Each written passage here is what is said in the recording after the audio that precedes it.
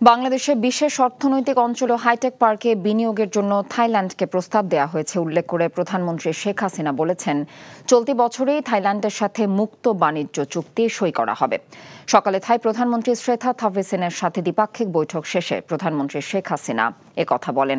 বাংলাদেশে অত্যাধুনিক মেডিকেল যন্ত্রপাতি সরবরাহে বাংলাদেশকে সহযোগিতার কথা জানান থাই প্রধানমন্ত্রী শ্রেথা থাভিসেন। মানবিকতার কারণে বাস্তুচ্যুত রোহিঙ্গাদের বাংলাদেশে আশ্রয় দেয়ায় প্রধানমন্ত্রী শেখ হাসিনার ভূয়সী প্রশংসা করেন থাই প্রধানমন্ত্রী।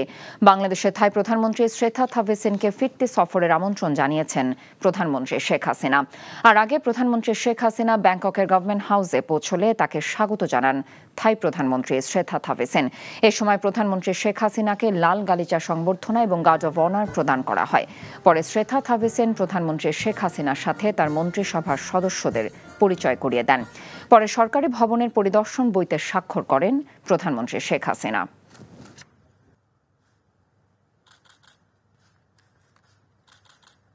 On trade cooperation, we discussed at length measures to enhance the current volume of our bilateral trade and agreed to work together to achieve healthy two-way growth.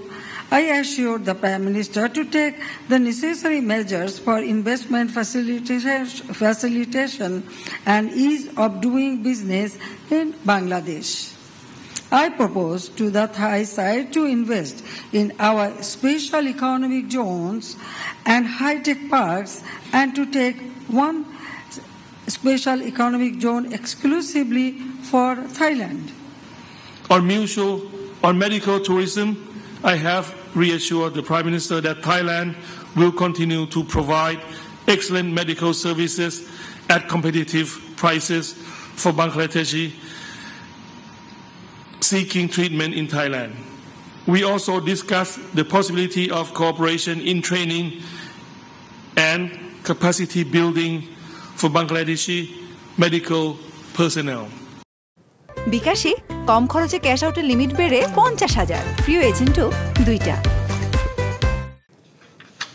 দেশজুড়ে তৃতীয় দফা হিট অ্যালার্টের দ্বিতীয় দিন চলছে। রাজধানী সহ সারা দেশে চলমান তাপপ্রবাহে বিপাকে পড়েছেন সাধারণ মানুষ। এই অবস্থায় তীব্র গরমে অতিষ্ঠ নগর জীবন। বেশি ভোগান্তিতে পড়েছেন খেটে খাওয়া মানুষেরা।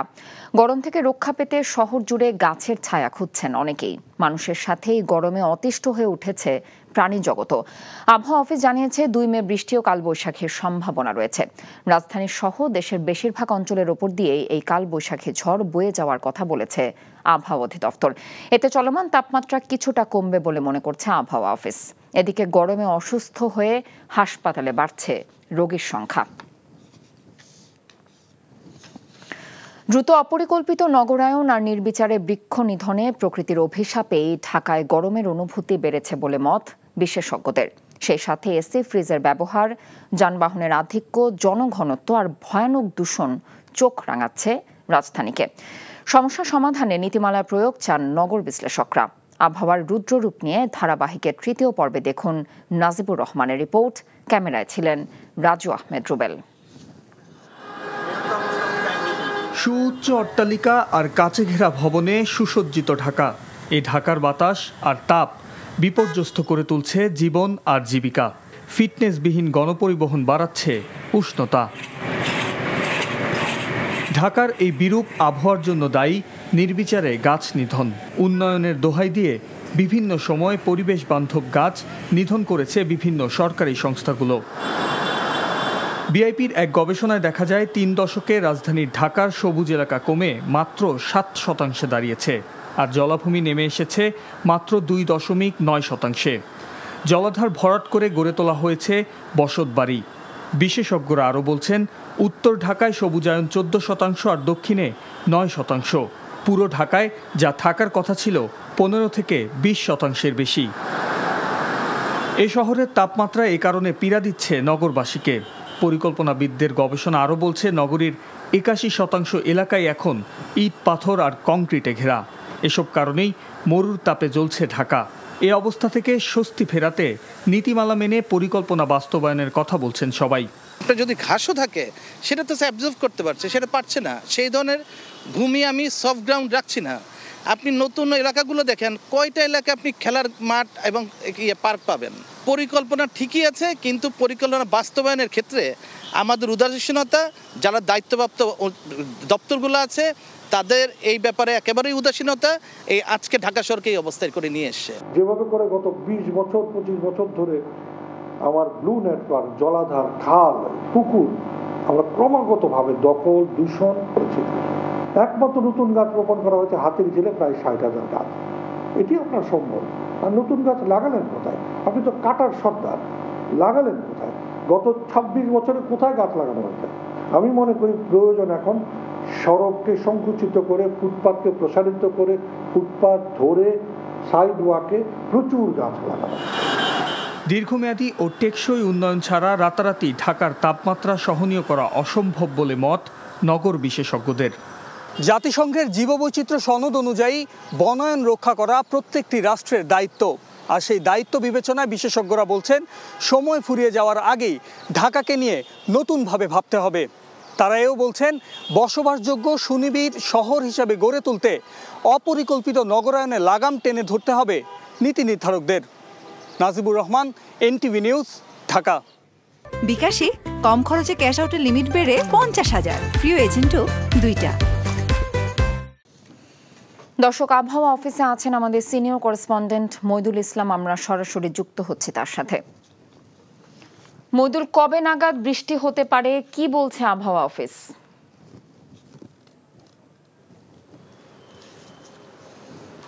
হ্যাঁ, কথা কিছুক্ষণ আগে আবহাওয়াবিদ মোহাম্মদ ওমর ফারুক তিনি আমাদেরকে জানিয়েছেন যে আগামী মে মাসের শুরুতে, অর্থাৎ মে মাসের 2 তারিখের নাগাদ সারা দেশের বেশিরভাগ অঞ্চলেই কালবৈশাখী ঝড় বয়ে যেতে পারে এবং সে কারণে বজ্রবৃষ্টি হতে পারে এবং তখন হয়তো বা তাপমাত্রা কিছুটা কমতে পারে। তবে এর আগ পর্যন্ত যে টানা যে তাপপ্রবাহ আছে সেটা অব্যাহত থাকবে এবং 2 তারিখের পরে কালবৈশাখী ঝড় বা বৃষ্টিপাতের পরে কিছুটা কমে তারপরে হয়তো বা 3-4 দিন বৃষ্টি হয়ে আবার তাপপ্রবাহ শুরু হওয়ার পরে হয়তো বা মে মাসের মাঝামাঝি সময়ে বঙ্গোপসাগরে লঘুচাপ বা নিম্নচাপ হতে পারে এবং তখন বৃষ্টিপাতের পরে টানা কিছুদিন হয়তো সপ্তাহান্তে বৃষ্টি হতে পারে, এরকম খবর আমাদেরকে জানিয়েছেন আবহাওয়াবিদ।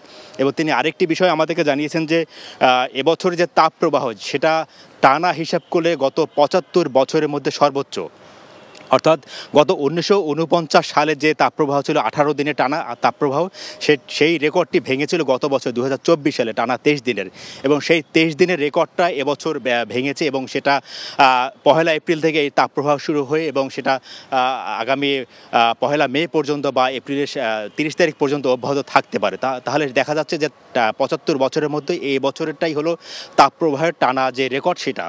এবং এছাড়া যে আবহাওয়া বলতে গেলে যে আজকের যে তাপমাত্রা সেটি এখন পর্যন্ত 36 ডিগ্রি সেলসিয়াসের কাছাকাছি আছে এবং যেটা গত বছর রাজধানী ঢাকায় ছিল 36.1 ডিগ্রি সেলসিয়াস এবং এটা আগামী বিকেল 3টা পর্যন্ত হয়তো বা 39 বা 40 ডিগ্রি পর্যন্ত অব্যাহত থাকতে হবে। এবং দেশে গতকাল তাপমাত্রা ছিল যশোরে 42.4 ডিগ্রি সেলসিয়াস, সেটাও হয়তো বা আজকে এই তাপমাত্রার এই রেকর্ডের কাছাকাছি থাকতে পারে বলে আবহাওয়াবিদ মোহাম্মদ ওমর ফারুক আমাদেরকে জানিয়েছেন।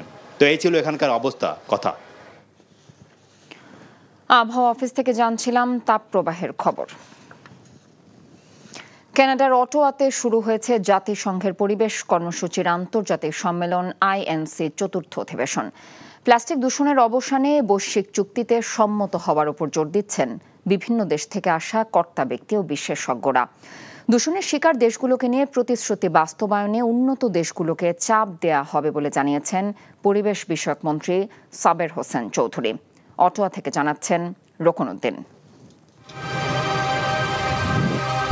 জাতিসংঘের হিসেব বলছে প্রতিবছর 40 কোটি টন প্লাস্টিক উৎপাদিত হয় এবং 2040 সালের মধ্যে এই পরিমাণ দ্বিগুণ ও 2050 সালের মধ্যে 3 গুণ বাড়বে।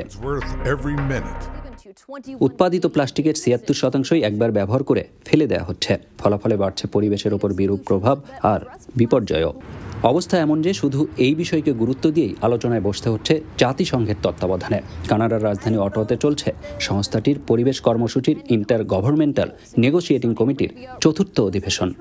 প্লাস্টিক দূষণের মাত্রা কমিয়ে আনতে বৈশ্বিক চুক্তিই যার মূল লক্ষ্য। এখন পর্যন্ত আমরা যা অর্জন করেছি তার জন্য আমরা গর্ব করতে পারি। তারপরও বলছি, আমরা লক্ষ্যের অর্ধেক সম্পন্ন করতে পেরেছি। INC4 অধিবেশনে সবাইকে আমি প্রতিশ্রুতি বাস্তবায়ন এবং সবাইকে সহযোগিতার অনুরোধ করছি। প্লাস্টিক দূষণকে চিরতরে বন্ধ করতে চাই আমরা। প্লাস্টিক দূষণে পিছিয়ে নেই বাংলাদেশও। সবচেয়ে বেশি প্লাস্টিক বর্জ্য উৎপাদনে বাংলাদেশের অবস্থান 10ম। জাতিসংঘের হিসেবে বাংলাদেশে প্রতিদিন 3000 টন প্লাস্টিক বর্জ্য তৈরি হয়। দেশে প্লাস্টিক দূষণ কমিয়ে আনার লক্ষ্য পূরণেও বৈশ্বিক চুক্তি দ্রুত সম্পন্ন করা প্রয়োজন বলে মনে করেন পরিবেশ মন্ত্রী। আমাদের আশেপাশে যে দেশগুলো আছে তাদের যে প্লাস্টিক পলিউশন সেটা কিন্তু আলটিমেটলি বাংলাদেশে আসছে। তো এটা আমাদের জন্য একটা বড় ইয়ে। আমাদের যে 1.5 ডিগ্রি সেলসিয়াস গোল আছে ক্লাইমেট চেঞ্জে, সেটার সাথে অ্যালাইন করে আমরা কি কি পদক্ষেপ নিতে পারি এবং সেই পদক্ষেপগুলো যেন আমাদের গ্লোবাল প্লাস্টিক ফাইনাল ইয়েতে থাকে।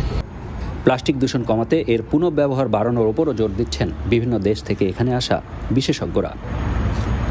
প্লাস্টিক দূষণ কমাতে বৈশ্বিক চুক্তি সম্পন্ন করা গেলে তা হবে 2016 সালের প্যারিস জলবায়ু চুক্তির পর সবচেয়ে গুরুত্বপূর্ণ পরিবেশ বিষয়ক আন্তর্জাতিক চুক্তি। আর এবছরের শেষ নাগাদ দক্ষিণ কোরিয়ায় এ বিষয়ে অনুষ্ঠিত হতে যাওয়া 5ম আন্তর্জাতিক সম্মেলনে তা কার্যকরের উপর জোর দিচ্ছেন এখানে আসা 100রও বেশি দেশের সরকারের কর্তা ব্যক্তি আর বিশেষজ্ঞরা। রুকনউদ্দিন, NTV নিউজ, অটোয়া, কানাডা। সারা দেশে একযোগে অনুষ্ঠিত হলো 46তম BCS এর প্রিলিমিনারি পরীক্ষা। সকাল 10টা থেকে শুরু হয়েছে 2 ঘন্টার এই পরীক্ষা, চলে বেলা 12টা পর্যন্ত। দেশের 8টি বিভাগের বিভিন্ন কেন্দ্রে অনুষ্ঠিত হয় 46তম BCS এর এই প্রিলিমিনারি পরীক্ষা। PSC নির্দেশনা অনুযায়ী কেন্দ্রগুলোতে পরীক্ষার্থীদের সকাল 9টা 30 মিনিটের মধ্যেই ঢুকতে দেখা যায়। এরপর পরীক্ষা কেন্দ্রের ফটক বন্ধ করে দেওয়া হয়। এতে সামান্য দেরিতে আসা পরীক্ষার্থীরা পড়েন বিপাকে। তারা গেট খুলে দিতে অনুরোধ এবং গেট ধরে ধাক্কাধাক্কি করলে অনেক কেন্দ্রে বিশৃঙ্খলা সৃষ্টি হয়। সারা দেশের 3.25 লাখেরও বেশি চাকরি প্রত্যাশী এই প্রিলিমিনারি পরীক্ষা দিতে আবেদন করেছিল। 46তম BCS পরীক্ষার মাধ্যমে বিভিন্ন ক্যাডারে 3140 জন নিয়োগ দেওয়া হবে। এর মধ্যে সবচেয়ে বেশি নিয়োগ হবে স্বাস্থ্য ক্যাডারে। দর্শক, বাজার পরিস্থিতির খবর জানাতে যাচ্ছি স্টাফ করেসপন্ডেন্ট মেজবাহ হাসানের কাছে, যিনি আছেন মোহাম্মদপুর টাউন হল বাজারে। মেজবাহ, গত কদিন যাবতই আদা রসুনের দাম বেশ চড়া। ব্যবসায়ীদের কারণ হিসেবে কি বলছেন?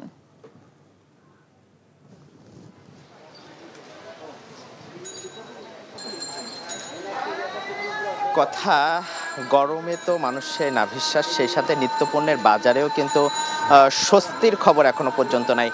সেই সাথে আদা এবং রসুনের ক্ষেত্রেও কিন্তু দাম বেড়েছে। আমরা টাউন হল বাজার ঘুরে, রাজধানীর কয়েকটি বাজার ঘুরে যাই, এখানে দেশি যে আদা আছে এই আদা কিন্তু বাজারে প্রায় নেই বললেই চলে। এবং চায়না থেকে এবং ইন্ডিয়া থেকে যে আদাটা আসে সেই আদাটা এখন পর্যন্ত বিক্রি হচ্ছে বাজারগুলোতে। সেই বাজারটা বিক্রি হচ্ছে 190 থেকে 220 টাকা যে আদা ছিল সেটি এখন বিক্রি হচ্ছে 230 থেকে 250 টাকা পর্যন্ত। এবং দেশি আদা 220 থেকে 30 টাকা পর্যন্ত ছিল, সেটি 250 থেকে 300 টাকা পর্যন্ত ছাড়িয়েছে। আমরা বিক্রেতাদের সাথে কথা বলছিলাম, তারা যেটি বলছিলেন যে আসলে তীব্র গরমে আসলে উৎপাদনও কমে গেছে, যার কারণে কিন্তু আদার সংকটটা তৈরি হয়েছে। এবং ক্রেতাদের সাথে কথা বলছিলাম, তারা যেটি বলছিলেন যে কুরবানি ঈদ সামনে এবং মশলা সহ আদার যে জিনিসপত্রের দাম এজন্য কিন্তু বেড়ে চলছে।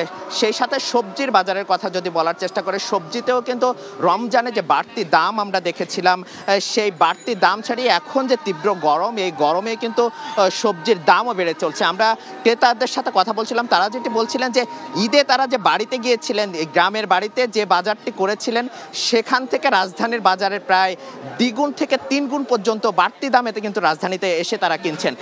এছাড়া যদি মুরগির বাজারের কথা বলার চেষ্টা করি, আমরা জানি রমজানের ঈদের সময়ে কিন্তু মুরগির দাম কিন্তু বাড়িয়ে 230 পর্যন্ত করা হয়েছিল ব্রয়লার মুরগির দাম, এবং যেটি লাল মুরগি বলা হয় সেটি কিন্তু 330 টাকা পর্যন্ত বিক্রি ছিল, কিন্তু এখন সেটি বেড়ে কিন্তু 250 থেকে 300 টাকা পর্যন্ত বিক্রি হচ্ছে।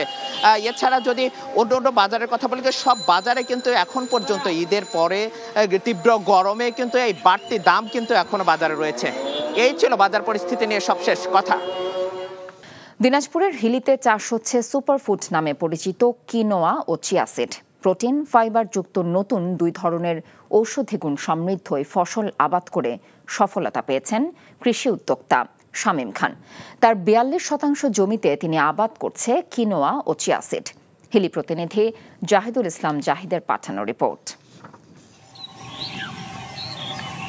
চিয়া সিড ও কিনোয়া ঔষধি গুণ সম্পন্ন দানাদার ফসলটির সাথে তেমন পরিচিতি নেই এদেশের মানুষের। প্রোটিন ফাইবার ও আঁশযুক্ত দানাদার ফসলটি Canada, Australia, Japan, America, Chile, Mexico, New Zealand সহ বিশ্বের উন্নত দেশে চাষ হয়ে থাকে। এটি দেশে নিম্ন ও মধ্যবিত্তদের নাগালের বাইরে। ইসবগুলের ভুসি পানিতে ভিজে রাখতে হয়, ঠিক সেভাবে পানিতে ভিজে রাখতে হয় চিয়া সিড। আসার কথা হলো এটি এখন চাষ হচ্ছে দিনাজপুরের হিলিতে। কৃষি উদ্যোক্তা শামীম খান পঞ্চগড় থেকে বীজ সংগ্রহ করে নিজের 42% জমিতে আবাদ করেছেন কিনোয়া ও চিয়া সিড। সরিষা চাষের মতো একই পদ্ধতিতে রোপণ করা হয় কিনোয়া ও চিয়া সিড। এটা একটা মধ্যবর্তী ফসল। এই মধ্যবর্তী ফসলটা যদি আমি চাষ করি বা আমার দেখে কেউ চাষ করে, তাহলে সরিষা আলুর থেকে তারা অনেক বেশি লাভবান হবে। পরবর্তীতে আমাদের ইচ্ছা আছে যে আর আমরাও চাষবাস করব। কিনোয়া ও চিয়া সিড কেউ আবাদ করতে চাইলে সব ধরনের সহযোগিতার আশ্বাস দেন এই কৃষি কর্মকর্তা।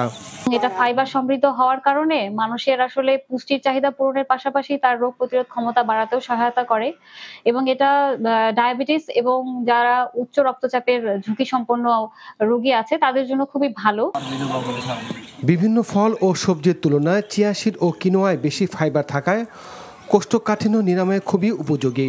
পেটের রোগ, হৃদরোগের ঝুঁকি কমানো সহ ক্যান্সার ও ডায়াবেটিস প্রতিরোধে কার্যকরী ভূমিকা রাখে এটি।